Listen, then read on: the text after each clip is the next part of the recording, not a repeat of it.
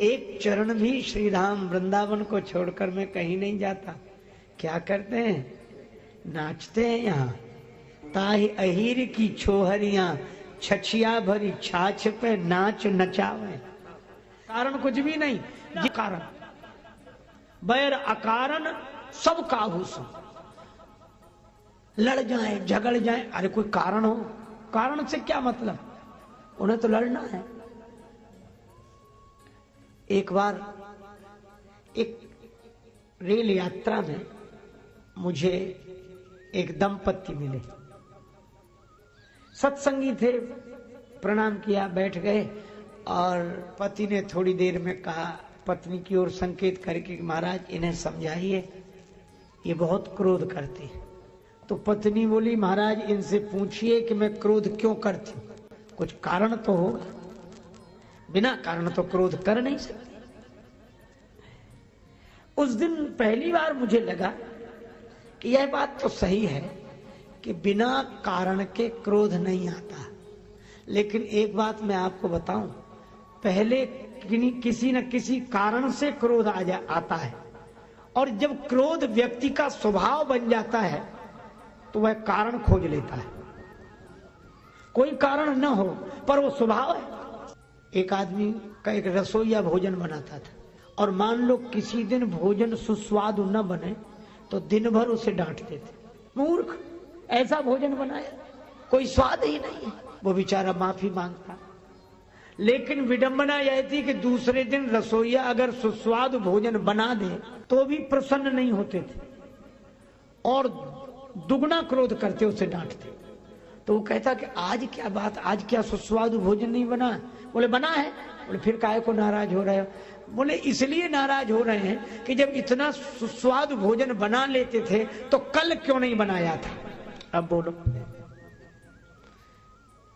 तो कभी कभी क्रोध जब स्वभाव में आ जाता है तो वह कारण ढूंढ लेता है। जैसे कृपा करना संत के स्वभाव में आता है, भगवान के स्वभाव में। तीन ही प्रश्न, ईश्वर एक है कि अनेक, रहता कहां है, मिलता कैसे है, और वो करता क्या है। लोगों ने अपने अपने तरह से उत्तर दिए, राजा संतुष्ट नहीं हुआ। एक दिन राजा अपने घोड़े पर बैठकर जा रहा था, सामने से अलमस्त महात्मा ब्रह्मानंद की मस्ती में लीन, स्वरूपानंद की मस्ती में लीन, मस्ती से झूमते चले आ रहे थे। इसने महात्मा को देखा तो वही प्रश्न किया कि ईश्वर एक है कि अनेक, रहता कहां है, मिलता कैसे है, और करता क्या है। महात्मा उसी मस्ती में बोले कि यह कोई पूछने का ढंग है? तुम घोड़े पर बैठे हो, हम रास्ते में खड़े हैं, अरे पहले कहीं ठहरा, मैं विश्राम करूं, मेरे खाने पीने की व्यवस्था कर, फिर श्रद्धा पूर्वक पूछना, श्रद्धावान लभते ज्ञानम। यह तो उद्दंड का ढंग है, श्रद्धालु का नहीं। राजा समझ गया कि यह महात्मा वैसे नहीं है, हाथ जोड़कर बगीचे में ले गया। बगीचे में एकांत में कुटिया थी, सारी व्यवस्था थी, महात्मा जी को ठहरा दिया, सब व्यवस्था हो गई। 2 दिन बाद राजा गया कि महाराज अब मेरे प्रश्नों का उत्तर। महात्मा बोले अकेले में सुनना चाहते हो कि सबके बीच में? राजा ने कहा कि सबके बीच में हो तो और अच्छा, सब समझ लेंगे। महात्मा बोले तो सबको इकट्ठा करो। महाराज तो ये आज 1-2 दिन में तो सब इकट्ठे नहीं हो पाएंगे, हम सूचना करेंगे और तब धीरे धीरे धीरे सब लोग इकट्ठे होंगे। महात्मा ने कहा तो हमें भी कोई जल्दी नहीं है, आराम से इकट्ठा कर लो सबको, और जब सब इकट्ठे हो जाएंगे तभी हम उत्तर देंगे। लेकिन हमारे पास अब मत आना, जब जिस दिन लोग इकट्ठे हों उसी दिन आना, और हम आराम से रहेंगे। राजा चला गया। 1 महीने बाद की तिथि निश्चित हुई। उस दिन दरबार में सभी लोग एकत्रित होंगे, महात्मा प्रश्नों का उत्तर देंगे। राजा ने आना बंद कर दिया। महात्मा अपना बगीचे में भगवान का ध्यान करें, पूजा पाठ करें, मस्ती से आत्मचिंतन करें, आनंद से रहें। शाम को घूमने जाते। खेत पर एक किसान काम करता, सवेरे मिल जाता, शाम को मिल जाता। महात्मा ने उससे मित्रता कर ली और किसान से कहा कि कभी हमें काम पड़े तो हमारा कहना मानोगे? जो आज्ञा महाराज। अब 3 दिन बचे उस तिथि में। महात्मा ने किसान से कहा कि हमें जरूरी काम अब आ गया है, कल तक बता देंगे। महाराज बताओ। बता देंगे। अब जब 2 दिन बचे तो महात्मा ने कहा कि अब बताएं? हाँ। अच्छा कल बताएंगे। अच्छा ठीक है। 1 दिन बचा तो महात्मा ने कहा कि तुम महात्मा बन जाओ। अरे बोले महाराज हमारा परिवार घर बार, हम ऐसे कैसे? महात्मा बोले वैसे नहीं, महात्मा होने के लिए नहीं कह रहे हैं, महात्मा बनने के लिए कह रहे हैं। सचमुच होना तो कठिन है, साधु होना कठिन है। चढ़ना पेड़ खजूर, चढ़े तो चाखे प्रेम रस, गिरे तो चकना चूर। होना कठिन है पर बनने में क्या कठिनाई? तो बोला महाराज, महात्मा बोले 1 दिन के लिए बन जाओ। ठीक है महाराज, सिर मुड़ा लेते हैं, आपकी तरह कपड़ा पहन लेते हैं। और महात्मा बोले एक शर्त और। क्या? अपना लिबास हमें दे दो, हम किसान बने तो महात्मा बनो। अच्छा महाराज यही भी। अब महात्मा बन गए किसान, बड़ी बड़ी दाढ़ी बाल और किसान के कपड़े पहने, महात्मा के सामने हाथ जोड़े और किसान बन गया महात्मा। महात्मा बोले डरना नहीं, राजा के सामने चलना है। फिर राजा पूजा करेगा, आरती करेगा, प्रणाम करेगा, तुम डरना नहीं। वो बोला महाराज ये तो सब ठीक, लेकिन राजा साहब जब प्रश्न करेंगे सिंहासन पर बिठा के तब? महात्मा बोले हम तो साथ में हैं, कह देना ये तो हमारा घास छीलने वाला जवाब दे देगा, फिर हम जवाब दे देंगे। हाँ ये ठीक है। महात्मा गए। अब वेश से वो साधु दिखे। अब राजा को संदेह हो, लेकिन अब क्या करे? प्रणाम किया, पूजा की और आरती। महाराज विराजे ऊंचे आसन पर, महात्मा के वेश में किसान था वो बैठा और महात्मा किसान के वेश में नीचे बैठे, सिर झुकाए। राजा ने कहा कि महाराज हमारे 3 प्रश्न हैं, आपने कहा था हम उत्तर देंगे। हाँ बोलो। पहली बात, ईश्वर एक है कि अनेक? दूसरी बात, वो रहता कहां है, मिलता कैसे है? तीसरी बात, वो करता क्या है? वो किसान तो पहले से पढ़ा हुआ था, कहने लगा राजा साहब क्या साधारण सवाल पूछे हैं, इन प्रश्नों का उत्तर तो हमारा घास छीलने वाला किसान दे देगा। राजा को लगा कि इतना सब आयोजन किया और ये कहते किसान दे देगा, पर महात्मा बैठे थे किसान के रूप में, कहने लगे हाँ राजा साहब पूछो, मैं उत्तर दूंगा, गुरुजी ने हमें सब बता दिया, मैं उत्तर दूंगा, पूछो। अच्छा चलो भाई किसान तुम ही बताओ। राजा ने कहा कि वह ईश्वर एक है कि अनेक? किसान ने कहा कि राजा साहब मैं बिना पढ़ा लिखा किसान और आप पढ़ाई लिखाई के सवाल पूछते हो, कोई एक है कि अनेक है, तो फिर निर्णय कैसे हो?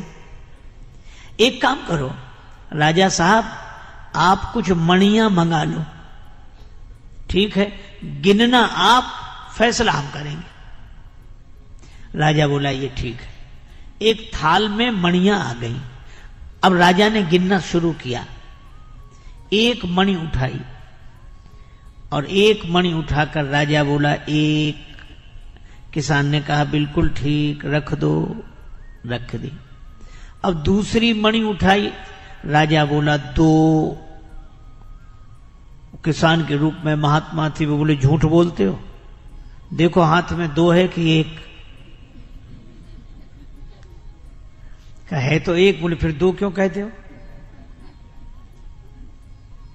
महाराज लिखा है ऐसा। अरे लिखा है पर देख देख कर दिखने में 1 है कि नहीं? अच्छा वैसे 1 है। बोले हाँ है तो 1 ही। बोले फिर 2 क्यों बोलते हो? अब उसने कहा गिनती मुश्किल हो जाएगी। तीसरी मणि उठाई 3। महात्मा बोले फिर झूठ बोले, 3 नहीं है 1 ही है, 2 नहीं है 1 ही है, 4 5 6 7 नहीं है 1 ही है, 1 के बाद भी 1 ही है। लेकिन वह 1 ही जब दूसरी बार किसी के अनुभव में आया तो 2 हो गया, तीसरी बार किसी के अनुभव में आया तो 3 हो गया, चौथी बार किसी के अनुभव में आया तो 4 हो गया, 5वीं बार किसी के अनुभव में आया तो 5 हो गया। पर वह है 1 ही, 1 ही, 1 ही। राजा सोचे कि बात तो ठीक कह रहे हैं और दिखाई भी 1 ही दे रही है। हम चाहे 2 कहें चाहे 3 कहें, है तो 1 ही। और महात्मा बोले जरा 1 के पहले गिनो, तो 1 के पहले तो 0 है। तो कहा 1 के पहले भी 1 है और 1 के बाद भी 1 है और बीच में भी 1 ही है। इसी तरह परमात्मा 1 ही है, पर दूसरी बार किसी को मिला तो 2 हो गया, तीसरी बार किसी को मिला तो 3 हो गया, चौथी बार किसी को मिला तो 4, 5वीं बार किसी को मिला तो 5। पर वह 1 है, 1 है, 1 है। 1 के पहले भी वही 1 है और 1 के बाद भी वही 1 है और बीच में भी वही 1 है।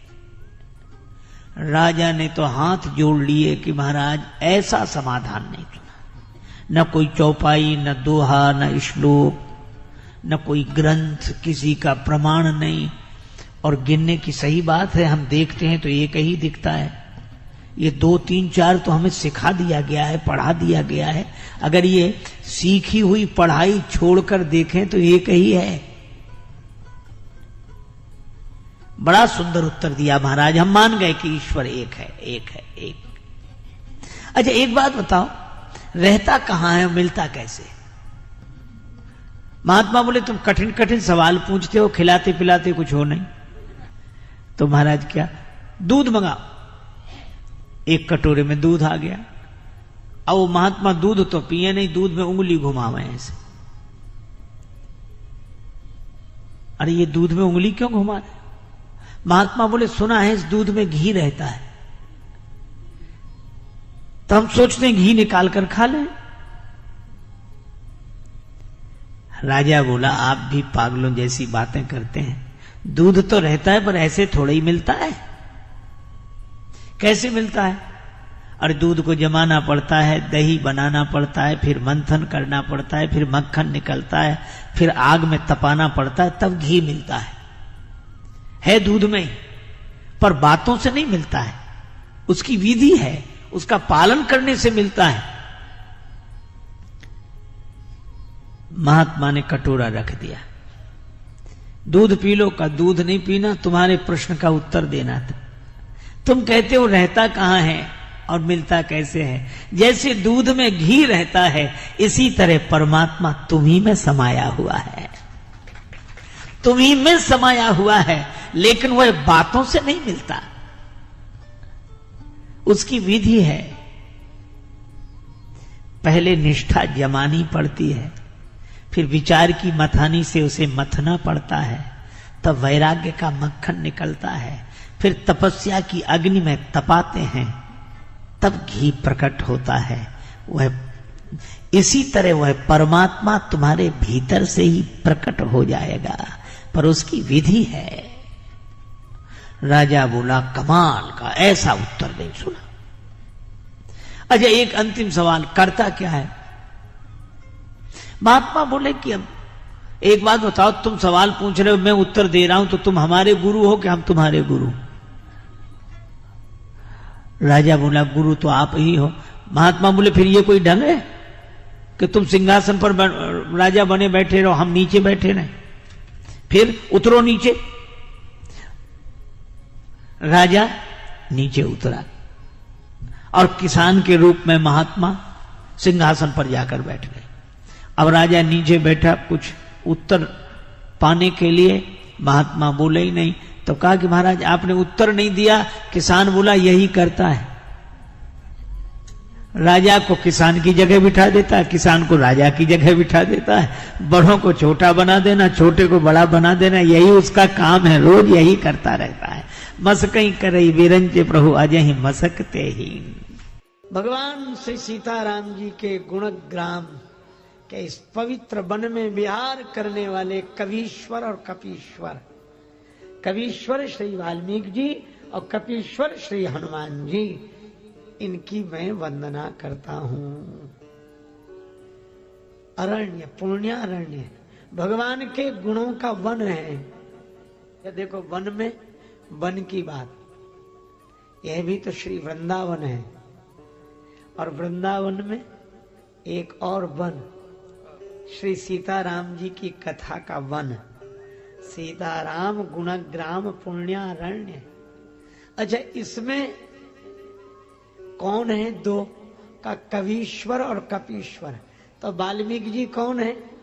वाल्मीकि जी के लिए कहा गया वंदे वाल्मीकि कोकिलम। वाल्मीकि जी कोयल हैं और श्री हनुमान जी, हनुमान जी चित्रकूट में बोले, वह भी सिय रघुवीर स्नेह बन है, पर किस रूप में बोले? श्री रघुवीर खड़े हैं सन्मुख, तुलसी तू क्यों रोता, सफल करो दृग। हनुमान जी बोले बनकर तोता, सुनकर दशा आपकी भई बहुत बेहवल सी, गुण गायक सीताराम जी के। हनुमान जी तोते के रूप में प्रकट हुए। और तुलसीदास जी अपने को क्या मानते? तुलसीदास जी कहते मैं भी कीर हूं, तोता हूं। क्यों? बोले तोते का शिष्य तो तोता ही होगा। और हनुमान जी कौन है? का जय जय जय हनुमान गुसाई, कृपा करो गुरुदेव की नाई। तो मानो कोकिल हैं वाल्मीकि जी और कीर हैं तुलसीदास जी। तो ये कोयल और तोते से ही तो वन की शोभा है।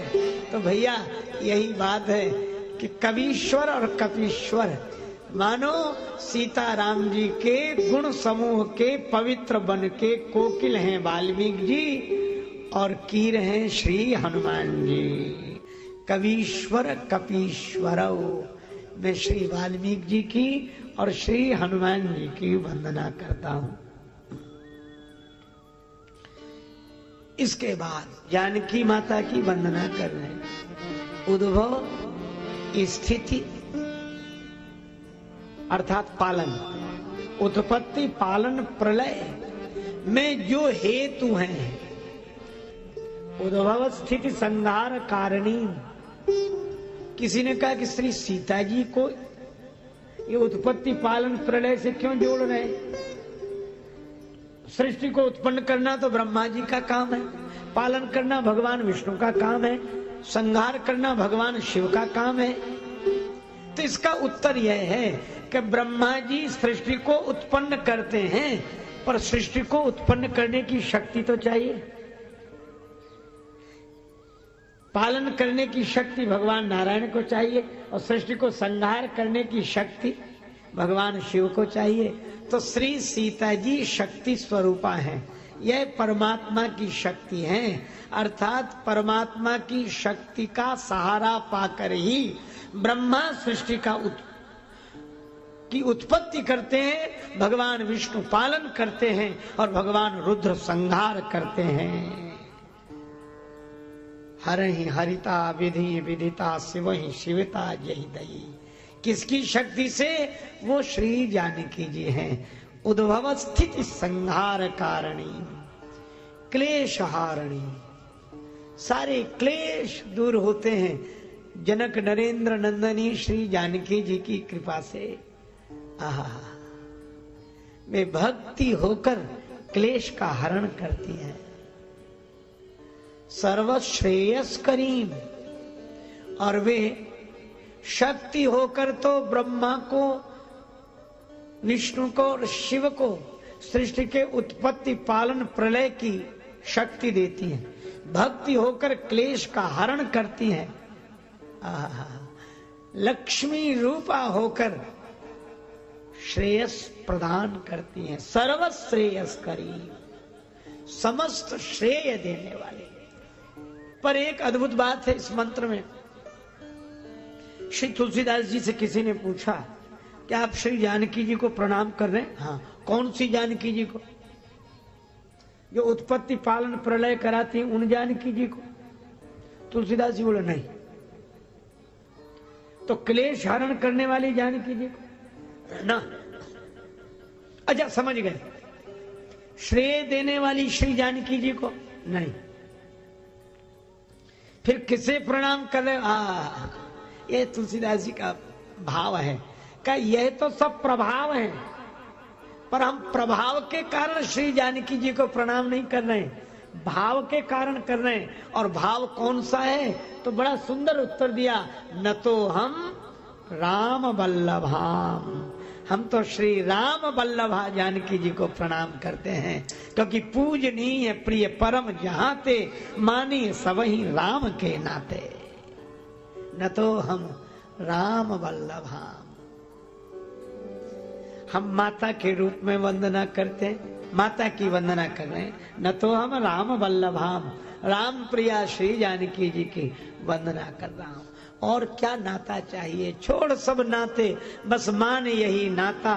पिता रघुनाथ जी, श्री जानकी जी माता, इसी भाव गंगा में डुबकी लगाए जा, और सीता राम सीता राम सीता राम गाए जा। हाँ, जानकी माता की वंदना के बाद श्री राम जी की वंदना, और जिनकी माया सारे जग को नचाती, सब जग को रही नचाए, हरि माया जादूगरनी। इसलिए भैया, जो माया सब जगह नचावा, जिसकी माया और उस माया की निवृत्ति उसी की कृपा से होती। देखो भैया, भगवान के पास ये दो शक्तियां हैं, दोनों भगवान के हैं। एक है भगवान की माया और एक है भगवान की भक्ति। भगवान के हाथ में दोनों ही हैं, भगवान की माया भी और भगवान की भक्ति भी। जब कोई भगवान के समक्ष जाता है, प्रणाम करता है, भगवान पूछते बोलो क्या चाहिए? बोलो क्या चाहिए, माया चाहिए या भक्ति? तो भक्त पूछता है कि महाराज दोनों में अंतर क्या है? भगवान बोले देखो एक ही अंतर है। क्या? अगर तुम्हें नाचना हो तो माया ले जाओ, और अगर तुम्हें मुझे नचाना हो तो भक्ति ले जाओ। तुम्हें नाचना हो तो माया ले जाओ, और मुझे नचाना हो तो भक्ति ले जाओ। क्यों? का जीव जिसके बस में रहे उसका नाम माया है, और भगवान जिसके बस में रहे उसका नाम भक्ति है। और भक्ति के राज्य में तो भगवान नृत्य करते हैं, भगवान के राज्य में सारा संसार नाचता है, पर भक्ति के राज्य में भगवान नाचते हैं। और श्रीधाम वृंदावन के निवासी रसिक जन इस सत्य से भली भांति परिचित है। श्री कृष्ण कहते हैं, वृंदावनम परित्यज्य पादमेकम न गच्छति। एक चरण भी श्रीधाम वृंदावन को छोड़कर मैं कहीं नहीं जाता। क्या करते हैं? नाचते हैं। यहाँ ताहि अहीर की छोहरियां, छछिया भरी छाछ पे नाच नचावे। किसी ने भगवान श्री कृष्ण से कहा कि आप वृंदावन के राजा होकर वृंदावन में नाचते हैं? भगवान बोले मैं वृंदावन का राजा नहीं, मैं तो द्वारिका का राजा हूं। द्वारिकाधीश श्री कृष्ण। और वृंदावन में का, वृंदावन में तो श्री राधिका जी का राज्य है, राधे राधे। और भगवान बोले इसीलिए हम नाचते हैं। क्यों? बोले श्री राधिका जी तो भक्ति स्वरूपा हैं, आह्लादनी शक्ति हैं। तो मानो दुनिया को भगवान श्री कृष्ण यही दिखाते हैं क्या, कि माया के राज्य में, भगवान की माया के राज्य में सारा संसार नाचता है और भक्ति के राज्य में भगवान नाचते हैं। यह भक्ति की विशेषता है। भगवान कहते हैं कि माया को ले जाओगे तो तुम नाचोगे, और भक्ति को ले जाओगे तो हम नाचेंगे। नाना भांति नचायो भक्तन ने मोको नाना भांति। और इसीलिए भक्ति की अपनी महिमा है। वंदे हम तमशेष कारण परम रामाख्यमीशम हरिम। ऐसे सच्चिदानंद ब्रह्म श्री राम जी को श्री तुलसीदास जी सच्चिदानंद ब्रह्म के रूप में निरूपित करते हैं। और ठीक उसी तरह जैसे भगवान श्री शंकराचार्य ने ब्रह्म निरूपण किया है। तभी तो रज्जौ यथा हेर ब्रह्मा का उदाहरण दिया गया। और श्री राम जी की वंदना के बाद नाना पुराण निगमागम सम्मतम रामायण निगदितम क्वचिदन्यतो स्वांत सुखाय तुलसी रघुनाथ गाथा भाषा निबंध मति मंजुल मात। श्री रामचरितमानस के बारे में कहते हैं नाना पुराण निगमागम। पुराण निगम आगम सम्मत यह ग्रंथ है। श्री रामचरितमानस पुराण सम्मत है, श्री रामचरितमानस श्रुति सम्मत है, श्री रामचरितमानस शास्त्र सम्मत है। अच्छा देखो, 3 से जोड़ा। पुराण भक्ति देकर मन को आस्थावान बनाते हैं। शास्त्र नियमों का निरूपण करके जीवन को व्यवस्था देते हैं।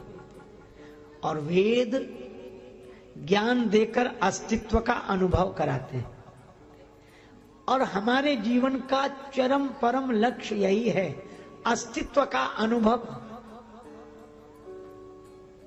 अब भगवदीय आस्था और जीवन में नियमानुकूल व्यवस्था। तो आस्था, व्यवस्था, अस्तित्व की अनुभूति, इन तीनों की सम्मति से यह श्री रामचरितमानस, अर्थात श्री रामचरितमानस पढ़ने वाला नैतिक दृष्टि से व्यवस्थित होगा, भक्ति की दृष्टि से आस्थावान होगा, ज्ञान की दृष्टि से अस्तित्व का अनुभव करने वाला होगा। नाना पुराण निगमागम सम्मतम। तन से सत्कर्म, मन से सद्भाव, बुद्धि से सद्विचार। जग की सेवा खोज अपनी, जग की सेवा खोज अपनी, प्रीति प्रभु से कीजिए। जिंदगी का राज है यह जान कर जी लीजिए। यही जीवन का सत्य है। देखो, कुछ ना कुछ किए बिना हम नहीं रह सकते, किसी ना किसी को माने बिना नहीं रह सकते हैं, कुछ ना कुछ जाने बिना नहीं रह सकते हैं, तो कुछ ना कुछ किए बिना तन के स्तर पर नहीं रह सकते हैं, तो तन से सत्कर्म। किसी न किसी को माने बिना नहीं रह सकते तो भगवान को माने। कुछ न कुछ जाने बिना नहीं रह सकते बुद्धि के स्तर पर, तो अपने आप को जाने। यह रामचरितमानस निगम, पुराण और शास्त्र सम्मत है। पर श्री तुलसीदास जी कहते यद्यपि रामायण निगदितम, पर क्वचिद अन्योपि, कुछ और भी। अरे भाई, इससे कुछ और क्या है? कहा कि भाई शास्त्र पुराण श्रुति सम्मत तो यह ग्रंथ है ही, लेकिन इसमें महापुरुषों की वाणी, संत जनों की वाणी, आप्त वाक्यम प्रमाणम, वह भी तो कहा ही जाता है। तो आप्त जनों की वाणी है, भगवान नाम का विशेष प्रभाव है। यही मां रघुपति नाम उदारा, क्वचिद अन्योपि।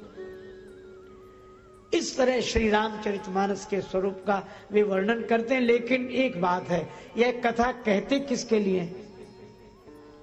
स्वांतः सुखाय, अपने अंतःकरण के सुख के लिए।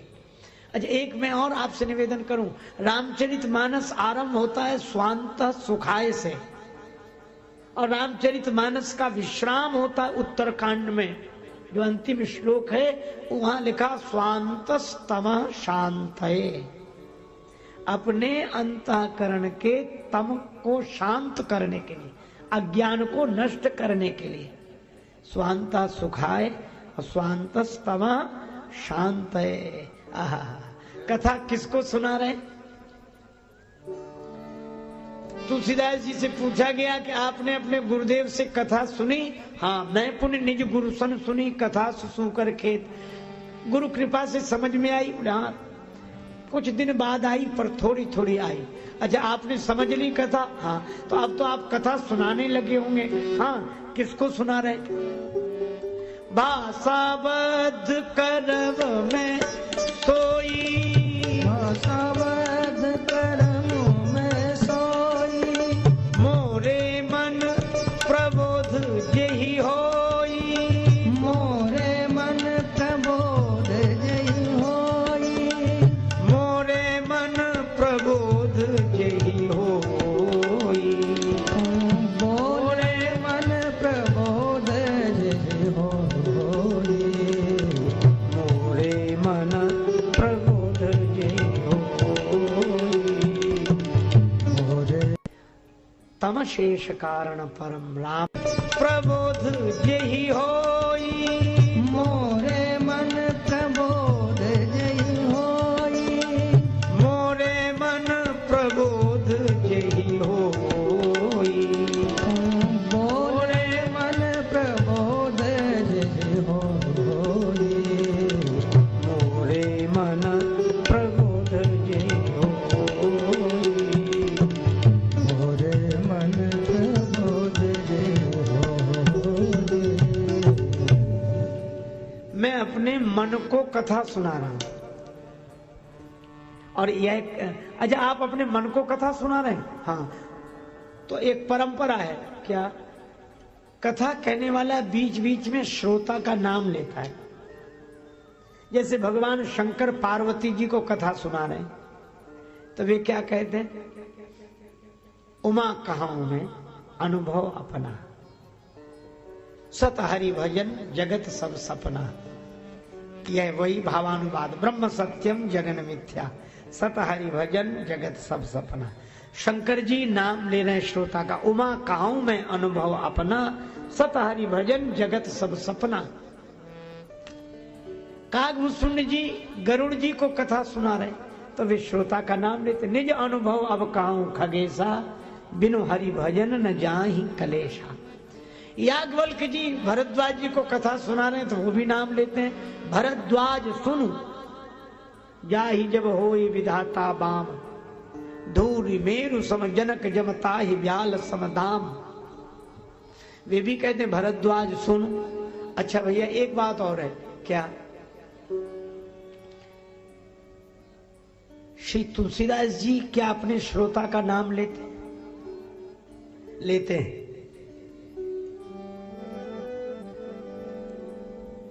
कहां लिया?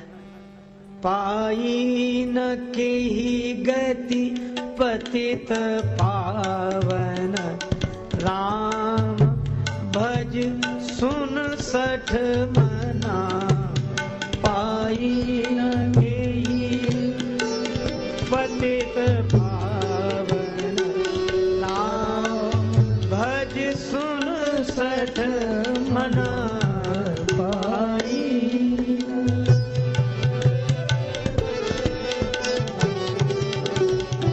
राम भज सुन सठ मना पाई। सुन सठ मना।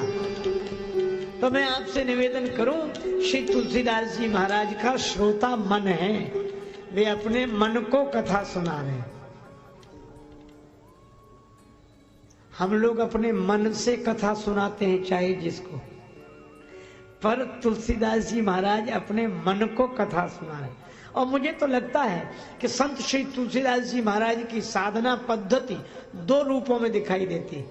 दो ही काम उन्होंने किए। रामचरितमानस में तो भगवान की कथा मन को सुनाई, और विनय पत्रिका में मन की व्यथा भगवान को सुनाई।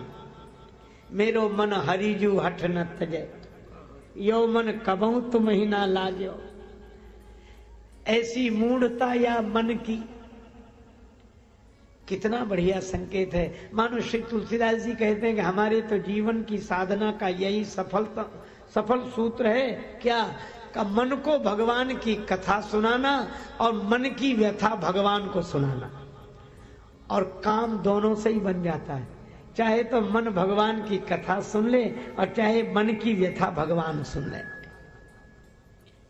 इसलिए श्री तुलसीदास जी कहते हैं स्वांत सुखाय तुलसी रघुनाथ गाथा, भाषा निबंध मति मंजुल मात नोती।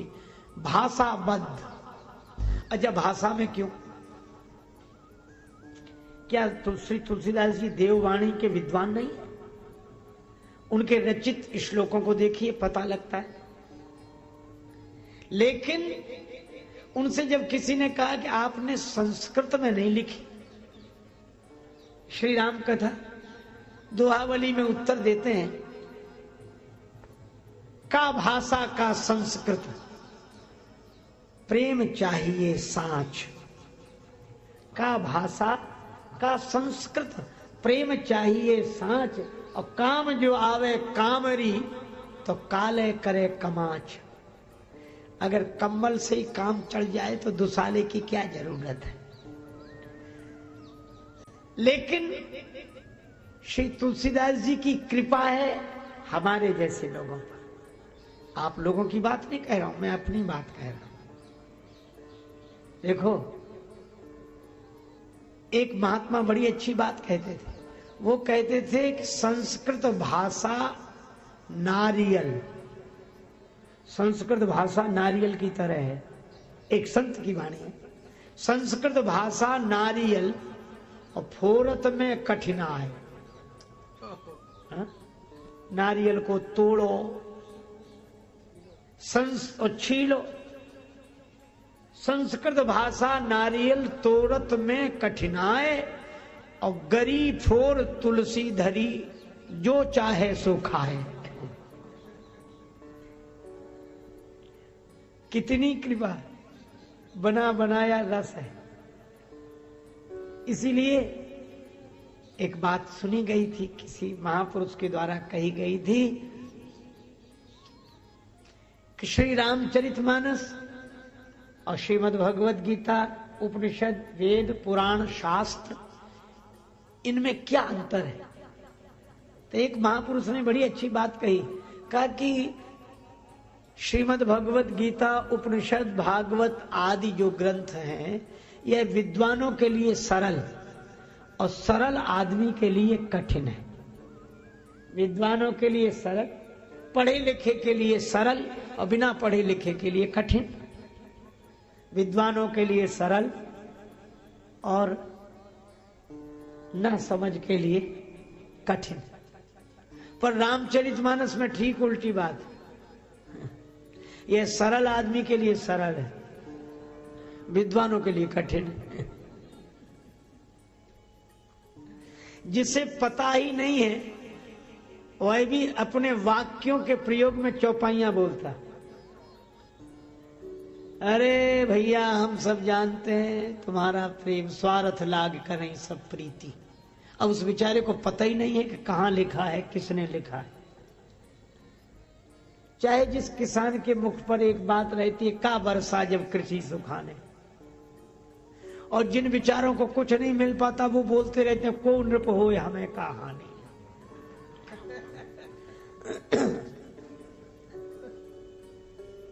श्री तुलसीदास जी तो सबकी वाणी हो गए। ऐसे तुलसीदास जी अपने अंतःकरण के सुख के लिए राम कथा का वर्णन करते हैं, पर संत सबके अंतःकरण में बैठे हुए परमात्मा को प्रणाम करते हैं। सिय राम मैं सब जग जानी, करऊं प्रणाम जोर जुग पानी। तो सबके अंतःकरण में जो परमात्मा बैठे हैं, अपने अंतःकरण को सुख देने वाली कथा जब परमात्मा को निवेदित करते हैं तो वह कथा सबके अंतःकरण में पहुंचकर सुख देने वाली बन जाती है। इसीलिए राम कथा सबको सुख देती है, क्योंकि इसमें सुखधाम श्री राम का वर्णन है। सो सुखधाम राम अस नामा। अच्छा देखो, राम जी को सुखधाम कहा। सुखधाम का अर्थ, ऐसे तो धाम धाम में सुख है, सबके घर घर में सुख है, सबके धाम में सुख है, लेकिन सभी सुख के धाम नहीं है। धाम में सुख है पर सभी सुख के धाम नहीं है। जैसे घर घर में बिजली है, लेकिन हर एक घर बिजली घर नहीं है। घर घर में बिजली है पर हर एक घर बिजली घर नहीं है। बिजली घर के कारण घर घर में बिजली है। इसी तरह परमात्मा सुख धाम है, उनके कारण ही धाम धाम में सुख है। और श्री तुलसीदास जी अपने अंतःकरण के सुख के लिए जो श्री राम कथा लिखते हैं, वह राम कथा भगवान तक पहुंचती है और भगवान सबके अंतःकरण में है, इसलिए सबको सुख देने वाली यह कथा हो गई। फिर श्री गणेश जी की वंदना है,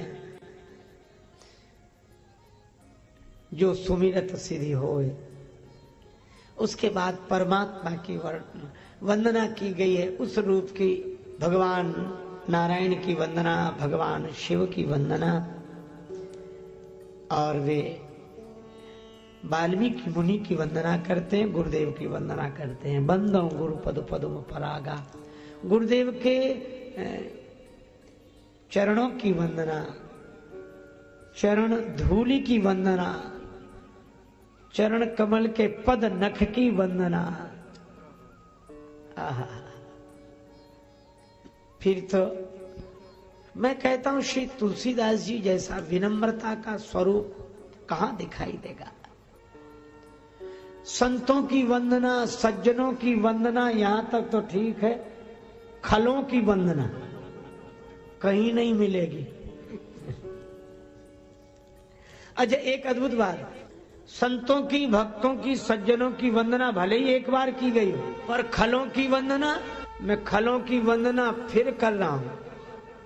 एक बार कर चुके हैं, बंदों संत असज्जन चरना, लेकिन अब कह रहे हैं बहुरी बंदी खलगन। मैं इन खलों के समूह की फिर से वंदना करता हूं, लेकिन तुलसीदास जी कहते मैं व्यंग नहीं कर रहा हूं। जैसे खलों की वंदना तो व्यंग में भी कहते भैया तुमसे हाथ जोड़े, हाँ भैया तुम्हारे पांव पड़ते, हमसे दूर ही रहो। तो ऐसे तो वंदना हम लोग भी करते हैं, पर व्यंग ही है। पर तुलसीदास जी कहते मैं व्यंग नहीं कर रहा हूं, सती भाई, सच्चे हृदय से खल की वंदना। एक महात्मा बड़े विलक्षण अर्थ निकालते थे शब्दों के, विनोदी स्वभाव के संत थे। मुझसे एक बार कहा कि तुम खल शब्द का अर्थ जानते हो? हमने कहा महाराज आप बताओ। तो बोले खल शब्द में 2 अक्षर हैं, खा और ला। हमने कहा इसका अर्थ? बोले जिसके 2 ही काम हो, खाए और लड़े, खाए और लड़े। हमको बड़ा अच्छा अर्थ लगा। हमने कहा महाराज जी इसमें एक बात और जोड़ दीजिए। बोले क्या? हमने कहा जिसका खाए उसी से लड़े। मरते समय अजामिल ने अपने बेटे को बुलाया, नारायण नारायण। भगवान नारायण अपने पार्षदों से बोले जाओ ले आओ उसे। भगवान नारायण के पार्षद बोले प्रभु आपको नहीं बुला रहा है वो, आप नहीं समझे, वो अपने बेटे को बुला रहा है। भगवान को मन ही मन हंसी आई कि हमसे ज्यादा समझते हैं ये हमारे सेवक। क्या भगवान को पता नहीं कि वो अपने बेटे को बुला रहा है? पता है, लेकिन कृपा करना उनका स्वभाव है, इसलिए बोले तुम जाओ हमको ही बुला रहा है। अरे नहीं महाराज आपको नहीं, वो अपने बेटे को बुला रहा है। भगवान बोले अच्छा यह बताओ उसका बेटा नारायण है या मैं नारायण हूं? बोले प्रभु नारायण तो आप ही हैं, वो तो जीव है। भगवान बोले तो हमको ही बुला रहा है, जाओ ले आओ। कहा कि प्रभु उसके बेटे का भी नाम नारायण है। भगवान बोले अच्छा ये बताओ उसका बेटा नारायण कब तक रहेगा, कब से हुआ? बोले अभी कुछ वर्षों से। फिर बोले कुछ बरस तक रहेगा। बोले फिर नहीं रहेगा। भगवान बोले तो हम? बोले आप अनादिकाल से हो, अनंत काल तक हो। तो बोले असली नारायण कौन हुआ? बोले आप ही हुए। तो बोले फिर हमको ही बुला रहा है, काहे को बहस करते, तुम तो ले आओ। अब कोई कारण नहीं था, लेकिन चूंकि कृपा करना भगवान का स्वभाव है, संत का स्वभाव है, इसलिए बिना कारण भी कृपा करते हैं। कारण बिनु रघुनाथ कृपाला। और जिसका क्रोध करना कारण हो, कलह करना कारण हो, झगड़ा करना कारण हो, वो न हो तो ढूंढ लेता। एक गांव में एक मैया थी, वो भोजन बनाना होता तो आग लेने जाने की परंपरा थी उस गांव में। तो आग लेने के लिए गोबर की बनी हुई ओपला कंडी लेकर जाती, उस पर आग रखती। वो कुछ ले ही नहीं गई और बोली बहन आग दे दो। तो उसने कहा कि आग तो दे दे, पर काहे में दे? तो अपनी धोती फैला दी, बोले इसमें डाल दो। वो बोली अरे इसमें डाल दे, जल नहीं जाएगी? तो उसे तो लड़ना था। बोले जल जाएगी। बोले खूब जल जाने तो इसमें तुम्हारा क्या बिगड़ेगा? और जो झगड़ा शुरू किया, अब बोलो झगड़े का कोई कारण नहीं था। तो कुछ लोगों के स्वभाव में होता कलह करना, बैर अकारण सबका हो सब। और तुलसीदास जी कहते वही खल, ये बिनु काज बिना कारण दाहिने से बाएं हो गए। समझदार आदमी कारण ही खोजता रह जाता कि आखिर हुआ क्या है ने? जे बिनु काज दाहिने बाएं। पर तुलसीदास जी उन पर भी व्यंग नहीं करते, सच्चे मन से वंदना करते हैं। बहुरी बंदी फिर से दोबारा। अच्छा दोबारा क्यों कर रहे हो? तुलसीदास जी बोले इसलिए कि सज्जन एक बार में ही मान जाते हैं, और ये खल 2 बार में भी मान जाए तो भगवान की बड़ी कृपा समझनी चाहिए। खलों की भी वंदना श्री रामचरितमानस में। अच्छा फिर भगवान के गुण गाने वालों की वंदना, जो हो चुके हैं वो। तुलसीदास जी कहते हैं जो हैं उनकी, और जो आगे होंगे। अब तक के ही नहीं, आगे होने वाले श्री राम गुण गाने वालों की वंदना तुलसीदास जी कर चुके हैं। भय जे अहई हो ही आगे, प्रणवों सब ही कपट सब त्यागे।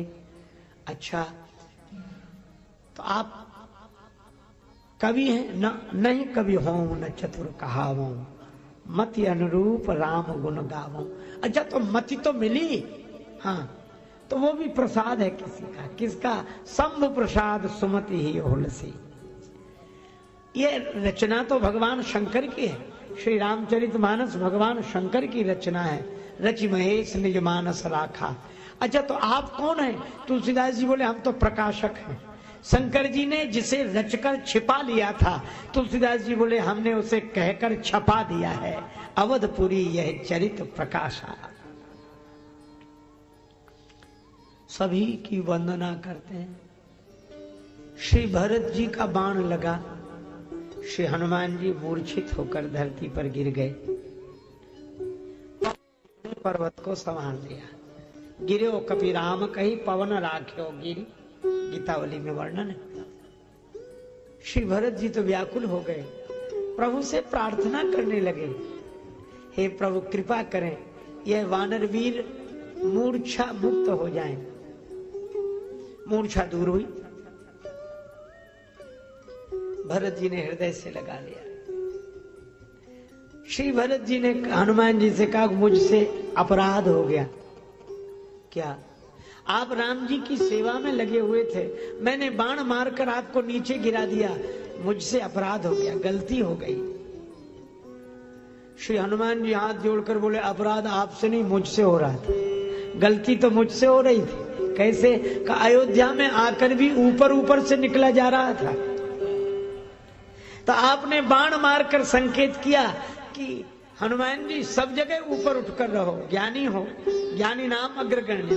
तो सब जगह ऊपर उठकर रहो, पर उस धरती पर तो नीचे उतर आओ जिस धरती पर भगवान भी ऊपर से नीचे उतर कर आते हैं, उस धरती पर तो नीचे उतर कर आओ। देखो एक बात बताऊं मैं, श्री धाम वृंदावन है, मथुरा है भगवान श्री कृष्ण की जन्मभूमि, अयोध्या है श्री राम जी की जन्मभूमि। देखो पृथ्वी में एक गुरुत्वाकर्षण की शक्ति है, कोई फल पत्थर गेंद ऊपर फेंको, चाहे जितना ऊपर फेंको, पर पृथ्वी गुरुत्वाकर्षण की शक्ति के कारण उसे नीचे खींच लेती है। लेकिन उस गुरुत्वाकर्षण शक्ति की सीमा रेखा है, उस सीमा में जो आएगा उसी को खींचती है, और सीमा रेखा को कोई पार कर जाए तो पृथ्वी की गुरुत्वाकर्षण शक्ति काम नहीं करती। लेकिन मैं आपसे बताऊं, सब जगह की भूमि में यह गुण है, पर श्री अयोध्या और श्री मथुरा की भूमि का विशेष गुरुत्वाकर्षण है। कैसे का, और जगह की भूमि तो ससीम ऊपर उठने वाली चीज को नीचे खींच लेती है, लेकिन अयोध्या और मथुरा की भूमि ने तो उस असीम अनंत परमात्मा को अपनी शक्ति से नीचे उतार लिया। इसलिए मथुरा और अयोध्या जैसी भूमि कहीं नहीं। श्री राम नाम की वंदना है, और श्री राम नाम की वंदना बड़े विस्तार से की गई। निर्गुण और सगुण परमात्मा के दो स्वरूप हैं। और श्री तुलसीदास जी से पूछा गया, आप किसके भक्त, निर्गुण के कि सगुण के? श्री तुलसीदास जी कहते हैं, हमारी तो बड़ी विचित्र दशा है, सगुण मन को जचता नहीं है और निर्गुण तक मन पहुंचता नहीं। सगुण ध्यान रुचि सरस नहीं, निर्गुण मनते दूर, तो फिर आश्रय क्या है? बोले तुलसी सुमिरहु राम को नाम सजीवन हो। राम जी से अधिक राम जी के नाम की महिमा। भगवान शंकर देव नहीं महादेव है, और महामंत्र जो जपत महेशु, इसलिए श्री राम मंत्र नहीं महामंत्र है। नाम वंदना हुई। अब श्री तुलसीदास जी महाराज श्री राम कथा का वर्णन करते हैं, और उसके पहले राम जी के चरित्रों की महिमा, जग मंगल गुण ग्राम राम के, और यह श्री राम कथा की महिमा का वर्णन करते हैं। कहां से शुरू करते हैं? मुनि भरद्वाज प्रयाग में रहते हैं, माघ मेला, सभी संत महापुरुष एकत्रित होते हैं, तीर्थ पति आओ सब कोई, याज्ञवल्क्य मुनि परम विवेकी, भरद्वाज राखे पद टेकी। महात्मा याज्ञवल्क्य जी के चरण पकड़कर भरद्वाज जी ने अनुनय करते हुए उन्हें अपने स्थान पर ठहरा लिया। सब अपने अपने आश्रमों को चले गए, सब मुनि आश्रम ने सिधाए, पर याज्ञवल्क्य जी को भरद्वाज जी ने रोक लिया और यही प्रार्थना की, प्रभु राम नाम कर अमित प्रभावा। राम नाम की बड़ी महिमा गाई जाती है। संत जन कहते हैं, पुराणों में वर्णन है, उपनिषद वेद भी प्रकारांतर से भगवान नाम की महिमा का निरूपण करते हैं। तो ये राम है कौन? शंकर भगवान जिनका भजन करते हैं वही राम है, या कोई और है? प्रभु सोई राम की अपर को जाहि जपत त्रिपुरारे। ये दशरथ नंदन श्री राम ही भगवान शंकर के इष्ट देव हैं, या शिवजी जिनका भजन करते हैं वो कोई और राम है?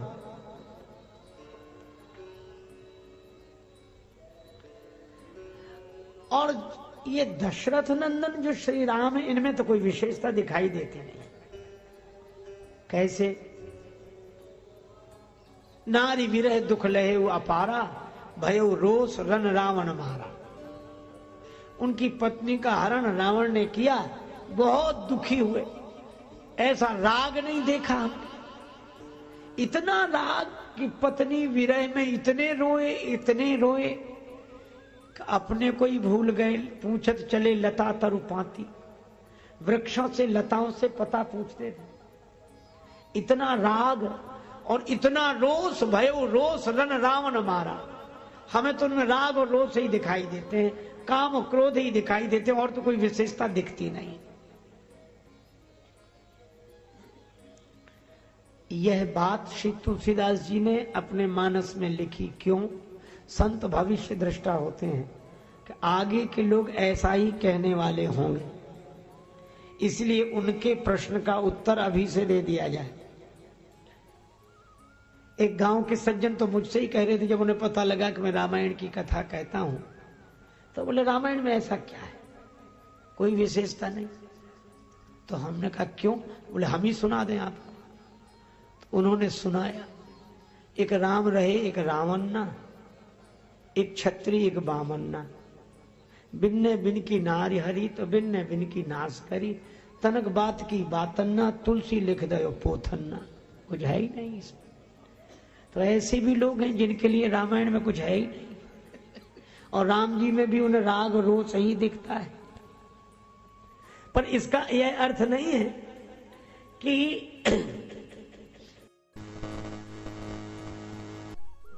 भगवान शंकर तो समुद्र हैं, कितने बड़े हैं। कृपा सिंधु शिव परम अगाधा, और समुद्र जा रहा है किसके पास? कुंभज। अगस्त जी का नाम यहां लिखा कुंभज। कुंभ कहते हैं घड़े को, और घड़े से जिसका जन्म हो, घड़े का बेटा।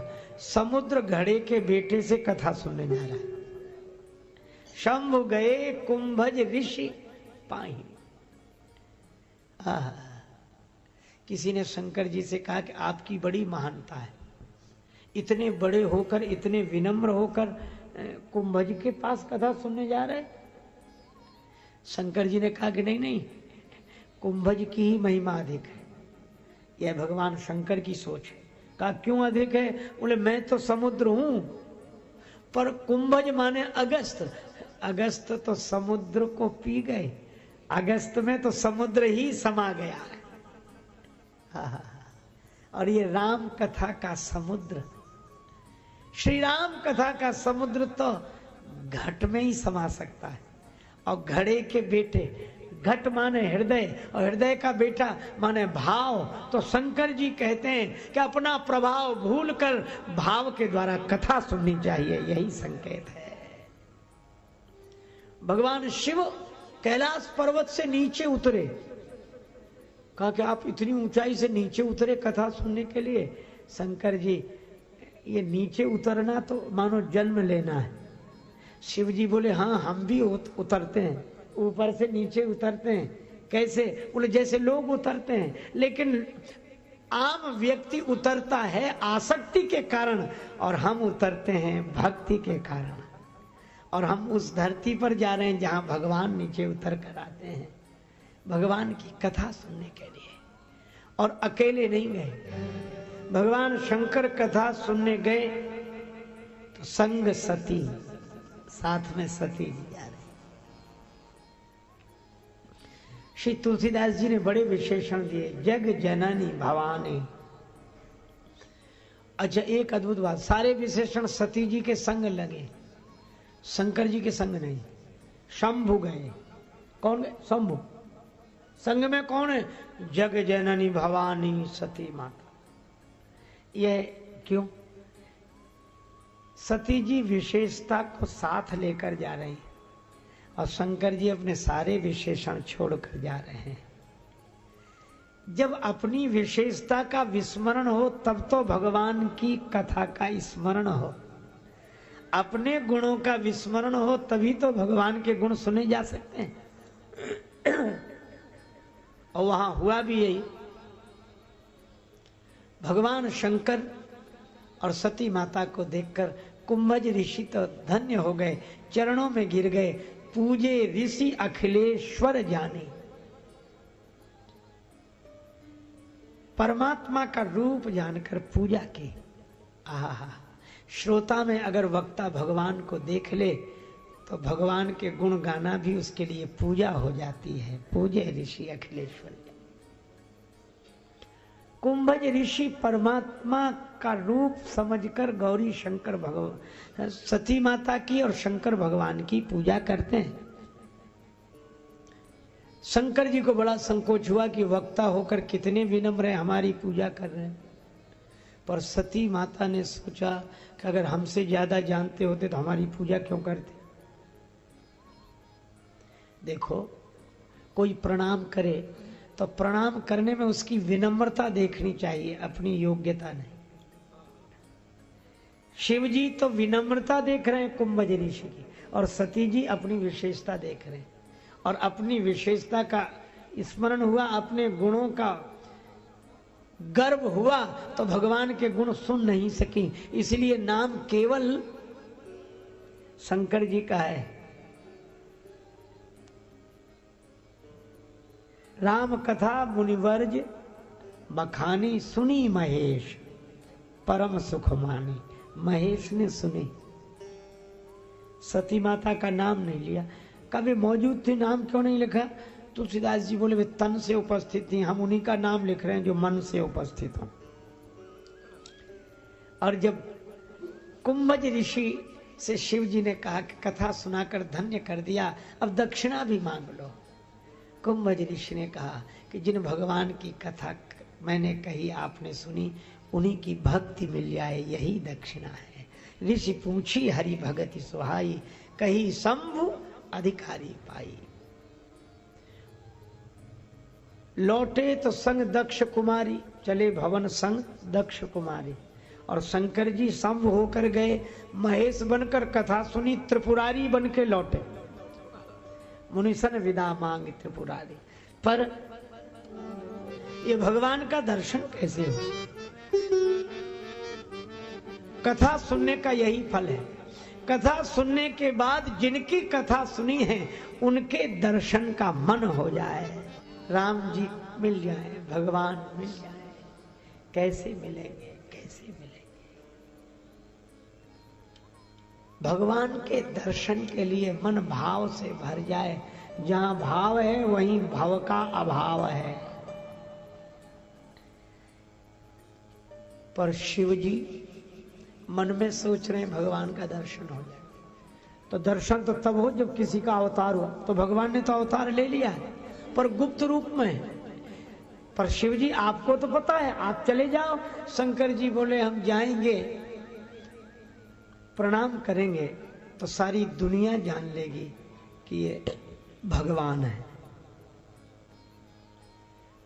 राम जी को मन ही मन हंसी लगी, क्योंकि श्री राम जी और शंकर जी के 3 संबंध हैं, सेवक स्वामी सखा सियपी के। दोनों एक दूसरे के सेवक, दोनों एक दूसरे के सखा, दोनों एक दूसरे के स्वामी।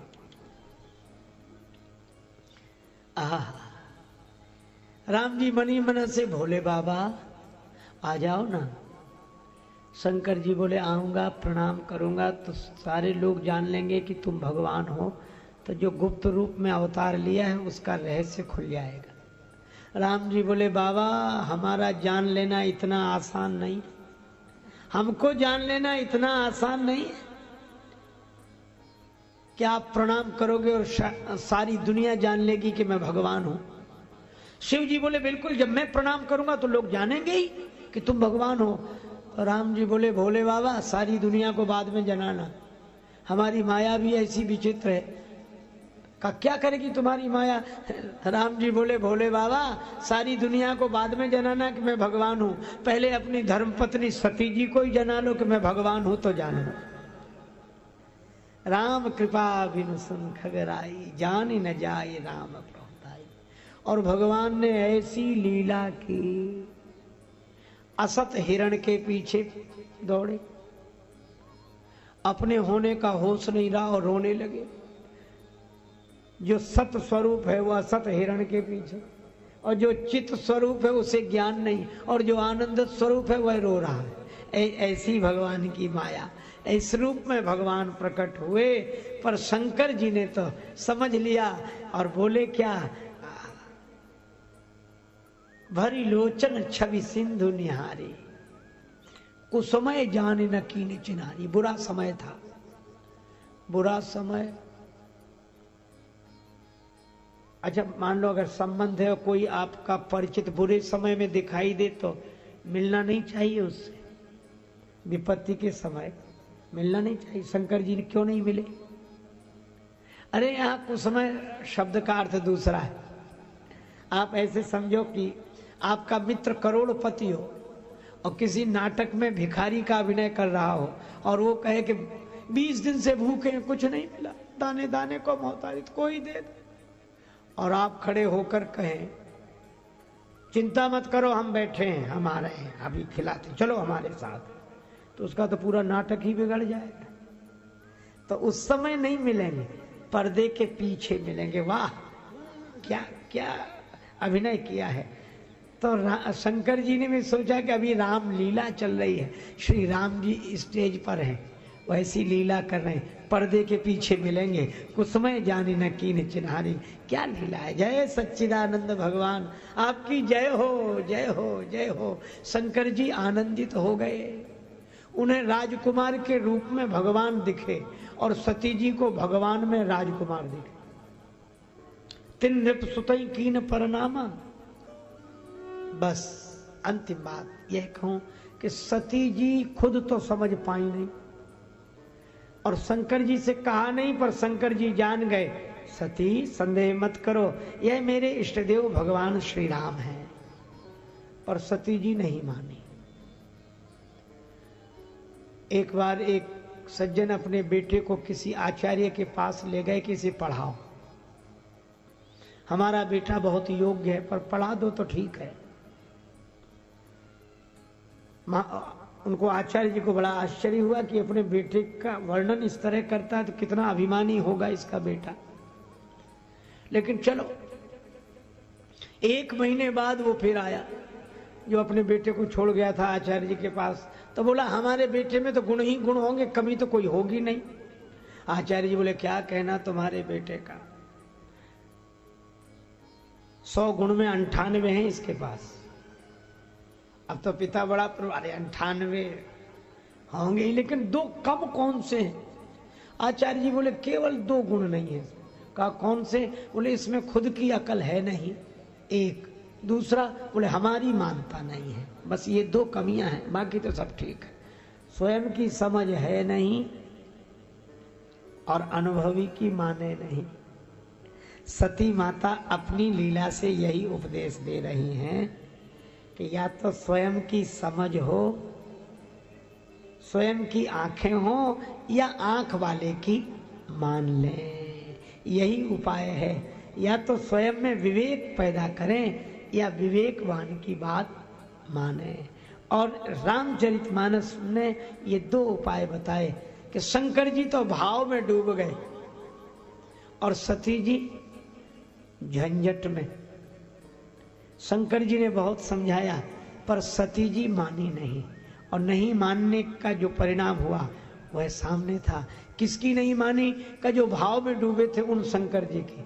अगर मान जाती तो वो भी भाव में डूब जाती, और जो भाव में डूब जाता है वो भाव सागर से पार हो जाता है, और जो भाव से बचते हैं वे भाव सागर में डूब जाते हैं। तो ये रामचरितमानस की कथा तो भाव में डुबाने के लिए है, और ये रामचरितमानस की कथा भाव में डुबाकर भव सागर से पार लगा देती है।